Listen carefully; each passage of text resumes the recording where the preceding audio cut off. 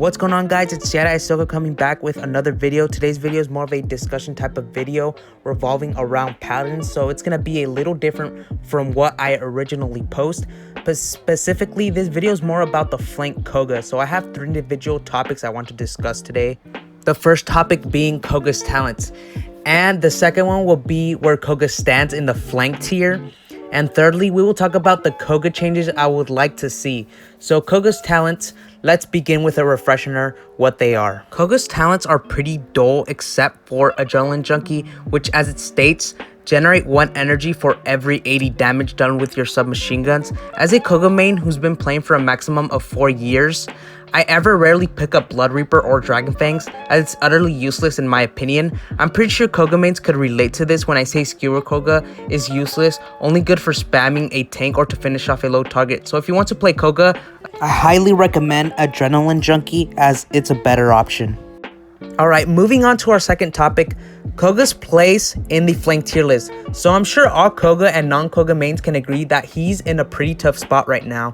So I'm going to bring up my flank tier list right now. This one, I made it myself, so my personal opinions. So please respect them. So here it goes.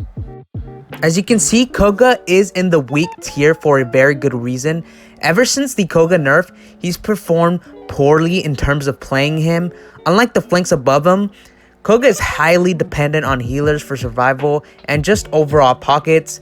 He's a dependent flank that relies on others for sustainability. Koga's significantly weaker in terms of damage compared to the other flanks. His claws are just too slow compared to the other projectiles in the game and just more likely to lose or completely be destroyed by the flanks in the God tier or even in the strong tier section.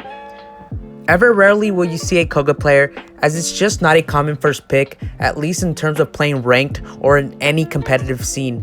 His damage output is just not as good as it used to be. He really isn't very reliable overall. Alright, we finally get to our third topic, potential changes I want to see from Koga. Alright, so these changes would be definitely focused through his primary fire, which is his SMGs. So the first change I would like to see is to reduce his SMG bullet spread. And the second one for his SMGs would definitely be revert pirate nerf to 40 damage per shot instead of 36. So this would definitely be very good for Koga and, you know, make him deal a lot more damage with his primary fire.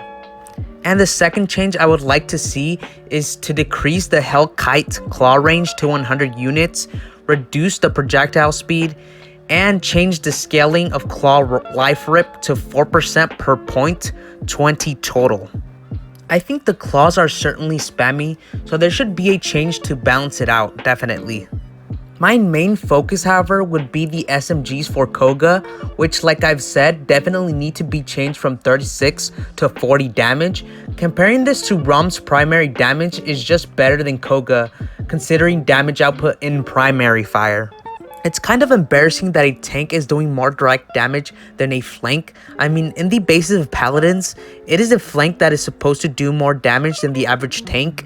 It's extremely frustrating dealing with a game like Paladins. This is definitely not the only balance changes there should be.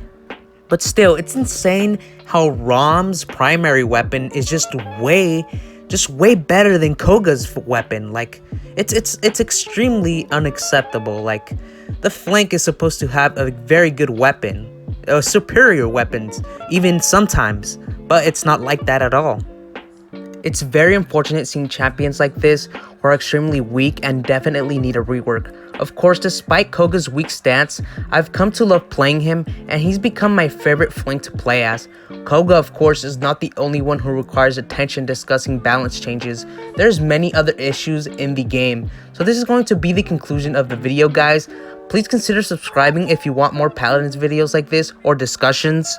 Also, one more final thing, shout out to the player Fish. She really helped me come up with the changes for Koga, so special thanks to her, who literally is the superior Koga player than me.